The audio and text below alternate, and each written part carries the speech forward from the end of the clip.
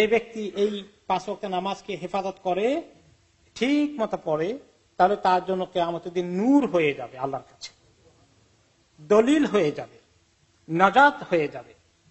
আর যে ব্যক্তি এগুলোকে ঠিক মতো পালন করলো না, তার জন্য কোনো নূর থাকবে না কিয়ামতের দিন, কোনো দলিল থাকবে না, এবং তার নাজাতের কোনো সম্ভাবনা থাকবে না। আর কি হাদিসে তিনি অ্যাড করেছেন, ওই ব্যক্তির হাসর হবে কারুনের সঙ্গে, ফেরাউনের সঙ্গে, হামানের সঙ্গে এবং উবাই ইবনে খালাফের সঙ্গে।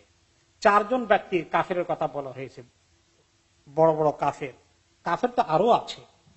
4 জনকে আল্লাহ তাআলা কেন বেছে নিয়ে, হাদিসে কেন বেছে নিয়েছেন রাসূলুল্লাহ সাল্লাল্লাহু আলাইহি সাল্লাম?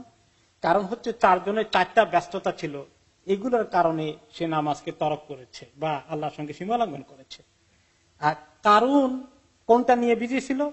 কারুন বিজি ছিল তার মাল নিয়ে, অনেক বড় ধনী ছিল। এগুলা রক্ষণাবেক্ষণ, এগুলা ঠিক মতো রাখা, এগুলাকে এনজয় করা। এই জন্য যে মালদার, মালের কারণে, সম্পদের কারণে এত টাকা পয়সা হয়ে গেছে, ওগুলা হিসাব নিকাশ নিয়ে ওগুলার কারণে ব্যস্ত, যার ফলে তার হাসর হবে কারুনের সঙ্গে। আর ফেরাউনের সঙ্গে হাসর হবে কার? ওই সমস্ত শাসক গোষ্ঠী বা রাজনীতিবিদ, যারা রাজনীতি করতে গিয়ে আর রাষ্ট্র চালাতে গিয়ে ওইটা নিয়ে তারা এত ব্যস্ত ছিল, নামাজ পড়ার কথা চিন্তাও করেনি, তাদের সময় হয়নি।